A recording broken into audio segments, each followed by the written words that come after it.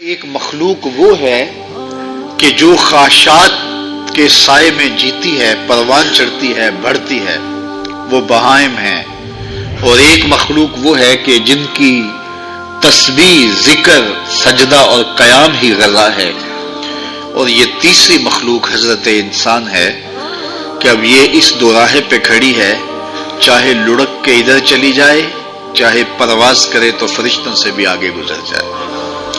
اب یہ اس کا اختیار ہے۔ حضرت انسان اللہ کی تخلیق کا شاہکار ہے، تو وہ لڑک کے چوپایوں جیسے کام کرے تو پھر چوپایا تو وہ ہوا ہی ہوا، لیکن فرمایا بل ہم عدل، بلکہ چوپایوں سے بھی گزر گیا ہے، اس لیے کہ چوپائے کے پاس تو تھا ہی وہ جو اس نے کیا، اور اس کے پاس چراغ علم بھی تھا، جگمگاتی راہیں بھی تھی، جنت کے راستے بھی تھے۔ یہ آسمان کی طرف پرواز کرنے کی بجائے زمین کی طرف لڑک گیا تو یہ چوپایوں سے بھی بدتر ہے۔ اور اگر یہ دوسرا راستہ جو کہکشاؤں سے بھرا ہوا راستہ ہے، نور و نکھت سے سجا ہوا راستہ ہے، اس خیر کی راہ پہ گامزن ہوتا ہے تو پھر فرشتے بھی اس کی قسمت پہ رش کرتے ہیں، پھر فرشتوں سے بھی آگے گزر جاتا ہے۔ یہ اللہ تعالیٰ نے ہر طرح سے راہیں اس کے لیے اجال دی، فطرتاً بھی اور انبیاء اور رسل کے ذریعے بھی، کتب کے ذریعے بھی، صحیفوں کے ذریعے بھی، مصلحین کے ذریعے سے، عقل و فہم جو دیا گیا اس کے ذریعے سے۔ یعنی انسان کے لیے کوئی شک والی بات نہیں کہ اسے پتہ نہ ہو کہ یہ راستہ خیر کا ہے اور یہ راستہ شر کا ہے۔ یہ اس کو اچھی طرح آگہی دی گئی۔ جب کوئی چوری کرنے لگتا ہے، دیوار پھلانگتا ہے، اس کا دل دھڑکتا ہے، یہ اللہ تعالیٰ کی طرف سے وارننگ ہوتی ہے تو غلط کام کرنے جا رہا ہے۔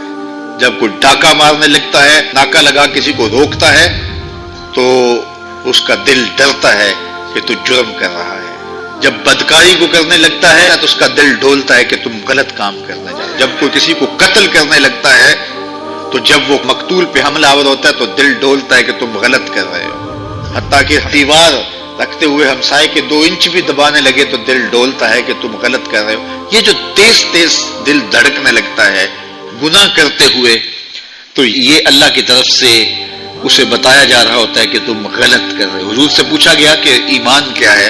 فرمایا جب نیکی تجھے خوش کر دے اور گناہ تجھے دکھی کر دے، فانت مومن، تو تو مومن ہے۔ تو کسی کو پوچھنے کی بجائے اپنے اندر سے فتویٰ لیا جاتا ہے، اندر ہی بتاتا ہے کہ اچھائی کیا ہے، اندر ہی بتاتا ہے کہ برائی کیا ہے۔ اب وہ کس راہ پہ چلے گا؟ میرے حضور نے فرمایا جنت کا راستہ مشکل اور کٹھن ہے، اور جو جہنم کا راستہ ہے وہ آسان اور آراستہ ہے، شہوات سے سجا ہوا راستہ ہے۔ اب تمہیں پتہ ہے کہ انجام کیا ہے اور تمہیں اختیار دیا گیا ہے۔ بعض لوگ اختیار کو اللہ کی رضا سمجھ لیتے ہیں، تو یہ بات جانیے کہ اللہ کی رضا میں اور اس کی مشیت میں بڑا فرق ہے۔ بعض لوگوں کی رسی اللہ نے دراز کی ہوتی ہے تو لوگ کہتے ہیں اللہ راضی نہیں ہے تو ایسا کیوں ہے، یہ کون سی کہانی ہوئی۔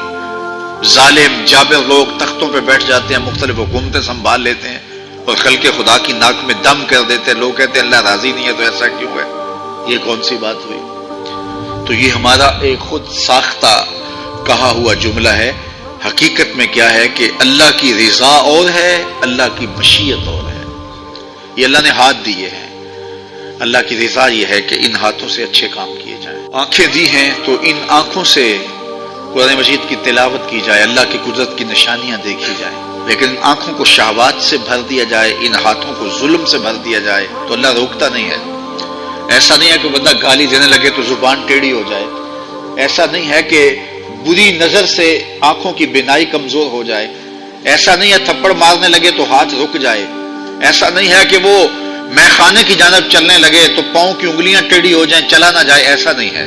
یہ اللہ کی مشیت ہے، اس نے قدموں میں طاقت رکھ دی، جدھر جانا چاہے جائے، اس نے اختیار بھی دیا ہے، لیکن یہ اس کا دیا گیا اختیار ہے، یہ اس کی مشیت ہے، لیکن اس کی رضا یہ ہے کہ یہ قدم اٹھے تو مسجد کی جانب جائے، یہ قدم اٹھے تو دکھیے کی مدد کے لیے جائے، رزق حلال کمانے نکلے، یہ زبان بولے تو قرآن کی تلاوت کرے، یہ لب کھلے تو احادیث رسول کے نغمے ہوں، خیر خواہی کے کلمات ہوں، مخلوق خدا کی بہتری کی بات ہو۔